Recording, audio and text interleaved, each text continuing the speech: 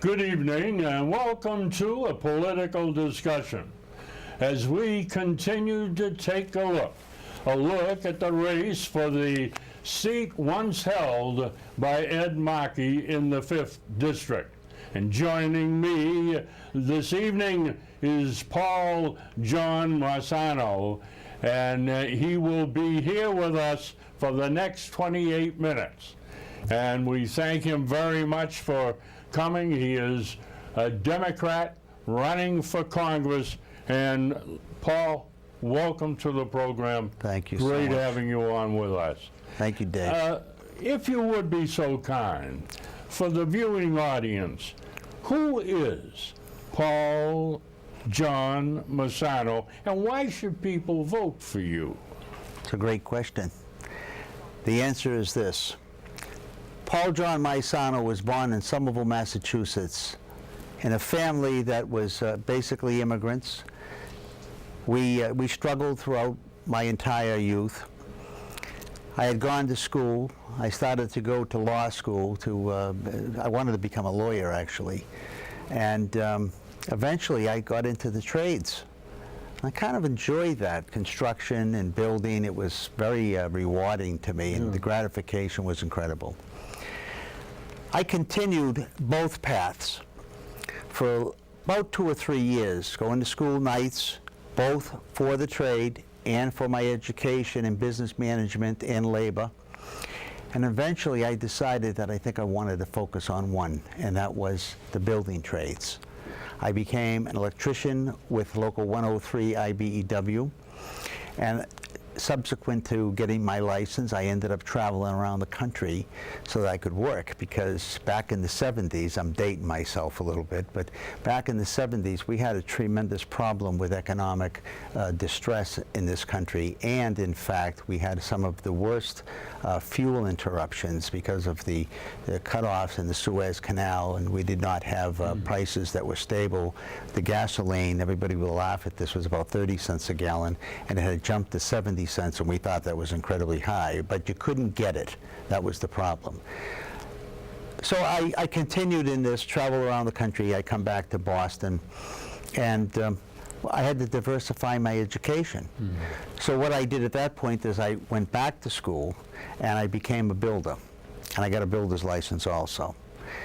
Once I achieved that goal, I thought about settling down. I got married, my wife Michelle, and we had some children. I got involved in my community. The reason why I mention the community is, for me, community service is incredibly important. I've always been the type of person to believe that we all have to contribute and put back. We can't always take. You take when you need to take, but when you have an opportunity to put back, we have to put back something for the next generation, for someone else. That is what community means. In my community in Stoneham, I started, they called it innovative or visionary. I just called it normal. To me, recycling, we had no recycling, and I started recycling in that community with a very big fight on the floor of the town hall. But the townspeople voted 60% to endorse the idea of recycling.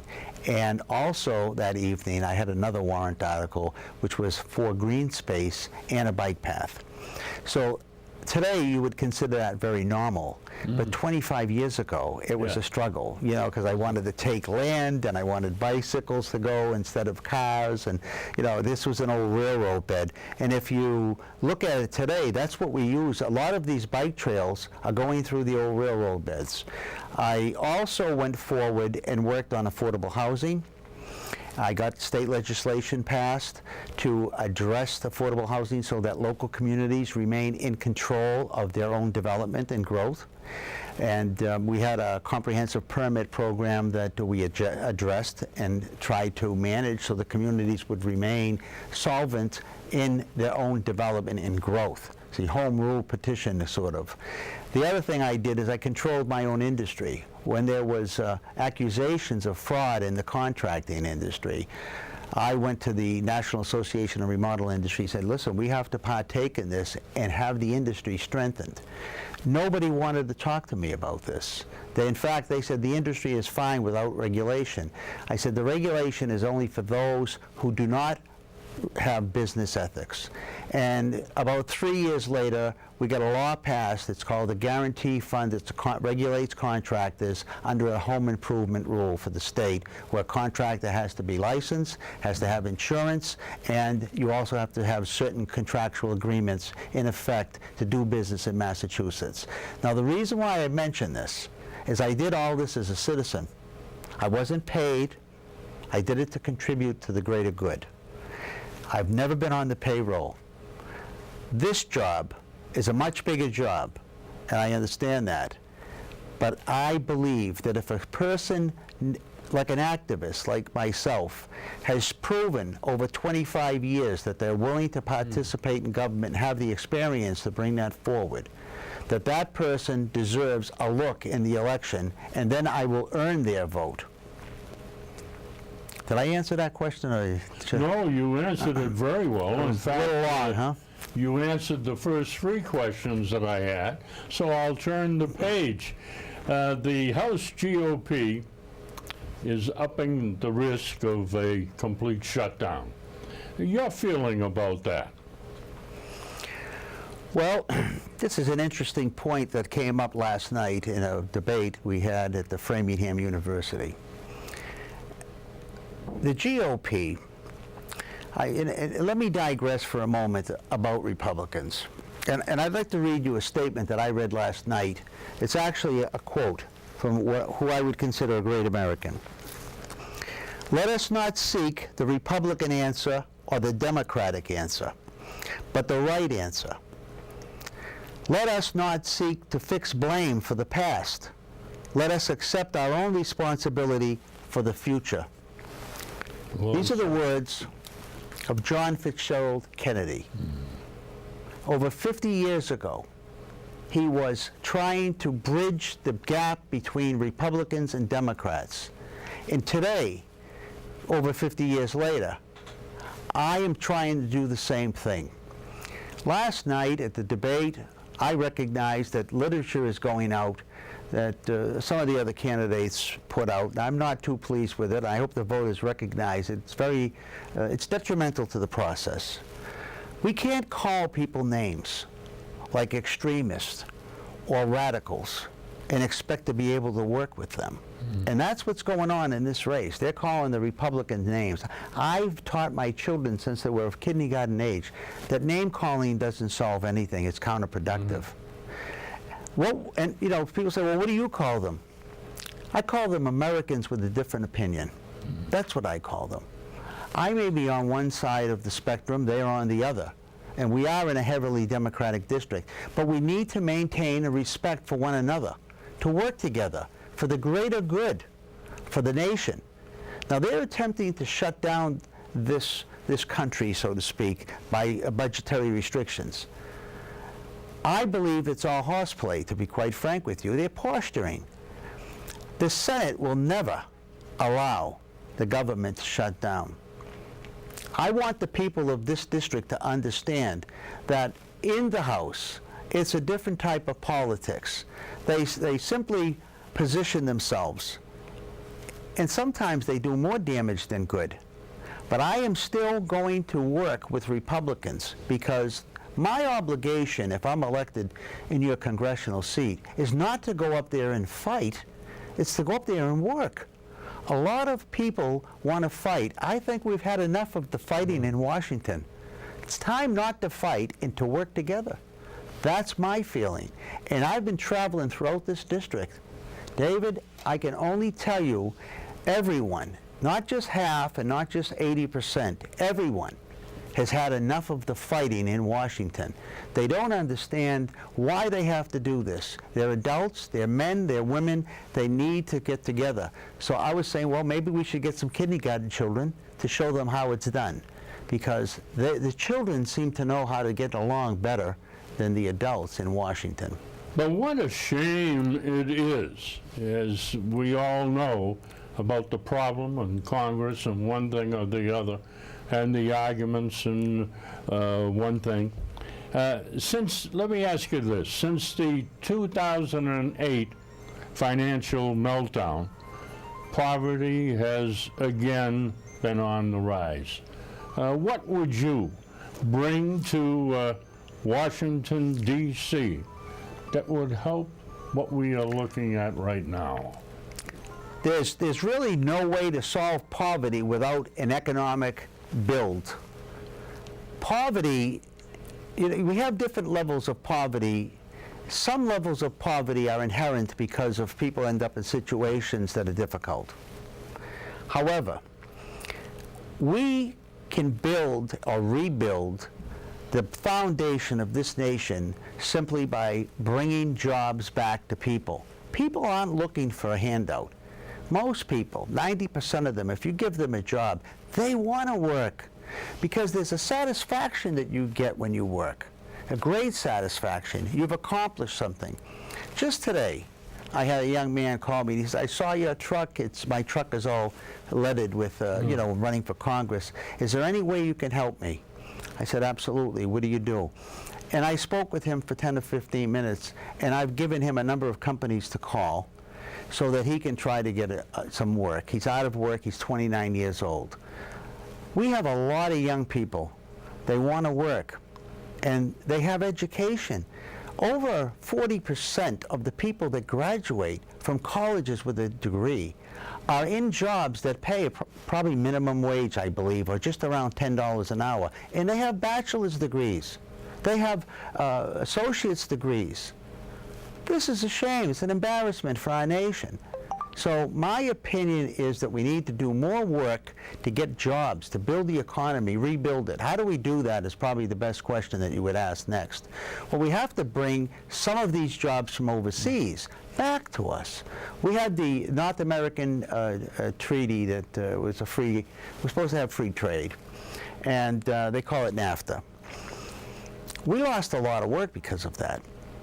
Yes, we have cheaper oil, but we paid for that in jobs because a lot of companies like General Electric and a few others along the borders, when they couldn't deal with the unions and the people for wages, they folded up shop and they jumped the border and went to Mexico. Yeah. Those jobs are gone.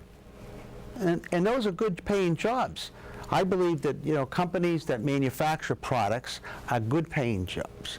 We need that. We make essentially nothing in this country. Mm-hmm. And that we've been working to destroy our manufacturing base about 25 years. So we're fortunate here up in this district where we have a lot of high-tech industry. But David, when you have an industry that's sort of teetering on the brink of disaster, and high-tech has not been as lucrative as people think it. They've been hanging on by their fingertips too. One of the things that the state legislature did is put an additional tax on them of 2.3%. Then they recognized, oh my gosh, we can't really have that tax because we're going to do damage to the industry. They vacillate. When you're a leader, think it through first. You can't be sending a wrong message to an industry. We've already had 2 or 3 companies saying they're going to pull jobs out of the Commonwealth, out of this district. 600, 700 here and there. These companies will move someplace else, and that is dangerous for us because we depend on them. And that's common sense, what you're speaking about right now. And my question, I guess, or the next question, why in the world isn't more done in Congress to do just what you say has to be done and is not being done now? How do we do that? Well, we have to open up the dialogue. We have to be able, it's all about respect. We have to respect one another. Calling names and, I'm very concerned over the environment in these few last days that I've been seeing some of the literature coming out. It's very harmful. And believe me, David, the Republicans are keeping an eye on this seat. They know that it will be a Democrat that will go to Washington. 90%, 99%, I believe a Democrat will win this seat. Now, They want to know what type of a Democrat is coming up there. An open-minded Democrat or a closed-minded Democrat? A moderate Democrat, a conservative, or somebody who may be a little bit more liberal than they have taste for. I'm a moderate Democrat. I'm the old school lunchbox Democrat. I read that quote from John Fitzgerald Kennedy because I believe that's the Democratic Party that I want to see. That's the Democratic Party that I grew up in. And that's the Democratic Party that I wish to bring to Washington. Someone who's open to talk to the other side. Great point that you did make. Situation when and if you are fortunate enough to become a congressman from this district, if we say, why should someone there in Congress for 15, 20, 25 years listen to a young man that just became elected, that is bringing his thought to Washington, D.C., to the country, if you will? Why? Well, most importantly, I have 40 years of business experience. I've been an independent businessman for half my life. And the other half, I worked for large-scale corporations. Most of the high-rises in Boston, I participated working in. I've worked through major complexes throughout the country, right, from Atlantic City up to Seabrook Nuclear Power Plant. And also, we're at the age now where we can talk to one another, and I'm talking about the average age in Congress is about 55 years old. Well-experienced and seasoned people. Simply because I'm not a veteran politician does not mean anything to what I believe. That doesn't mean anything to a business person or a political statesman, a person who's in Congress. They want to know what you have for experience and what you bring. I bring a business background. And politics is nothing but doing the nation's business. That's what we're working for, the stockholders of the district. The people in this district are electing a member of the board of directors. That's what they're doing. I look at this nation not as a business to make profit, but a business to make progress. And that's what we haven't been able to do. And that's why a lot of the citizens in the 5th District are tired and disenchanted with what's going on, because there's no progress being made. And there's tons of work up there, tons of work, and it's all related work, whether it be domestic policy, whether it be foreign policy. It's the same work. It's all joined together. Let me ask you this. Should the United States quit trying to police or being the policeman of the world as it stands right now, with openings throughout the world, problems? Why? Well, we have been the policemen of the world. When we went into the Gulf War and subsequently into the war, the conflict in Iraq, etc., we tried to build coalitions. I had a saying last night that I used. We have a global economy. Everybody knows about the global economy.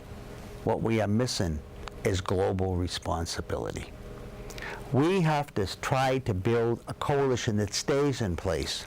If you wish to do it through the United Nations, share the power, you share the responsibility, and you share the burden of keeping people in line, so to speak. And I know that's a tough thing to do, but we are the leaders of the world. But we have other nations that are also equal in my eyes.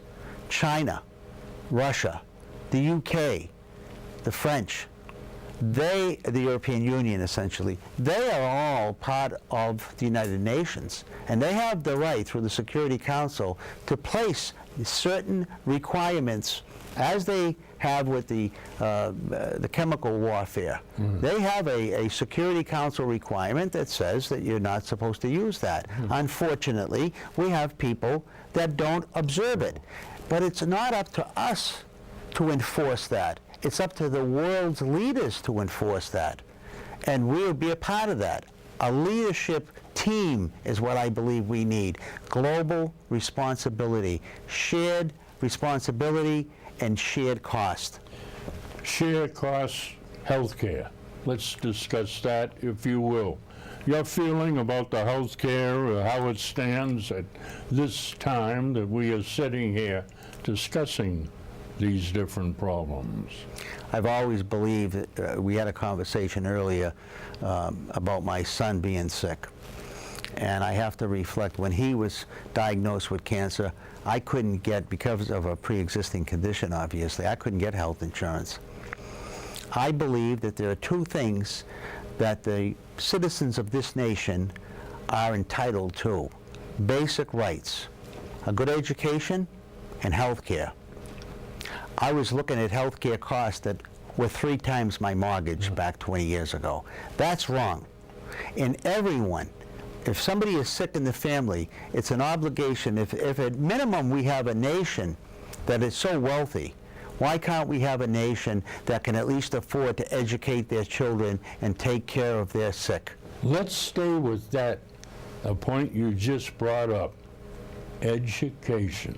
The cost of education, some colleges here in Boston to rent in there and to go to school is $60,000 a year.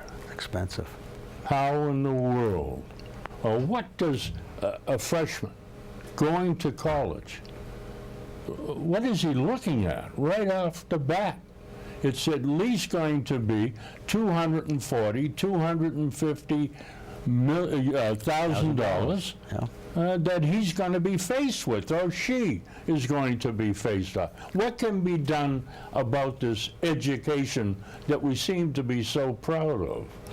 Well, this has touched home again with me. I have 2 girls. One has just graduated from the Massachusetts School of Pharmacy and Medicine in Boston, and we have over $125,000 worth of debt just from her.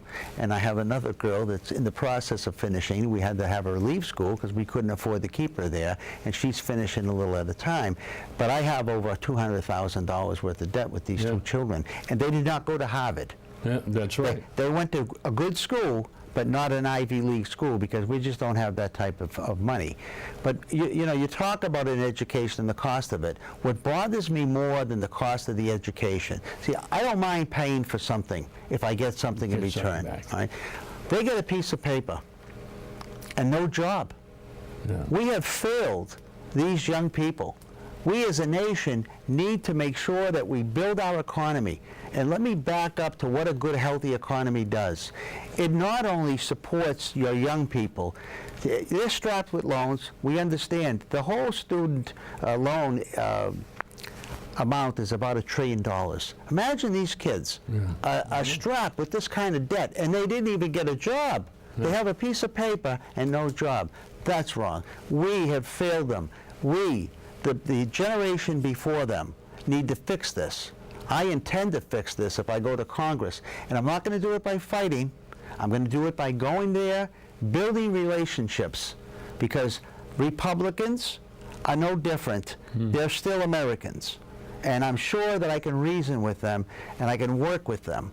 I mean, I gave somebody an example today about big buildings when we build them. Do you think a 50 or an 80-story building gets built without arguments or discussions? We're arguing every day, but at the end of the day, we resolve it. And that's what I'm used to. That's what I'm going to do when I go to Washington. We're going to resolve problems and move forward with progress. Absolve problems, you say. Let's look at a problem that exists today: gun control. The votes that are taken on gun control. Your feeling about that? Well, I'm a big guy on the Constitution. You have the Constitution on the front of your program, We the People. And that document is a tremendously valuable document, because that, once again, has been outlined over 200 years ago as to how our republic is supposed to work, and then we added a lot of amendments. The Bill of Rights, in fact, were only added about 2 or 3 years afterwards from the original Constitution. Then we ended up with the Bill of Rights. They have submitted 12, they approved 10. One of the 12 was approved only about 1993. Believe it or not, it sat dormant for almost 2 centuries. Second Amendment, the right to bear arms. There was a reason why they needed that. People say we don't need that. Let me tell you what happened at my home while I was out campaigning. I left my children there. I went out to Melrose and I was working. I got a call from my son saying that we had a home invasion just the other night. A heroin addict came through my front door and was going in there while he didn't know my son was upstairs with his friend. Now, I've trained my son to confront, but to be aware on who you're confronting. If they're fighting you or they're going to fly, leave, fight or flight type of mentality. My son was capable of getting him out of the building. He had called the police immediately when he noticed this intruder wasn't somebody who was supposed to be there. And the police, the Stoneham Police Department, I want to thank the Stoneham Police Department, they were there in less than 2 minutes. We had no protection. I don't carry a gun, but I believe that those people, some of them in this district, who live in much more of a suburban setting, might need to have some protection for their family. And that's what guns are supposed to be limited to. Unfortunately, sometimes that's not the case. So we need to expand background checks. Massachusetts has already done that. Let's find out who's getting the permits, because one of the things I noticed is a lot of mentally ill people have guns. Now, I'm not going to say a lot, there's a percentage. We need to make sure, one, if you lie on an application for a gun permit, if you lie, you'll be banned for life from reapplying. The first thing, we have to have truthful applications and applicants. Two, if you have a history of mental illness and you don't disclose it, obviously you're not going to get the gun. If you do disclose it, you don't get the permit. We have to control the process more, not the individuals. You mentioned, I have to interrupt you. Go ahead, You that's fine. mentioned control the process, and I, Dave Hutchinson, have to control the time here. Oh, we're out of time. Political discussion. But I want to thank you, PaulJohnMaisano, for being here for the people, letting them know your feelings about different subjects as you want to become and feel proud if you were elected to Congress, if you may. Once again, I thank you. And we all here in the town of Framingham, thank you for being here. Thank you. Once again, Dave Hutchinson, don't forget to vote. Thank you for listening and watching. Good evening.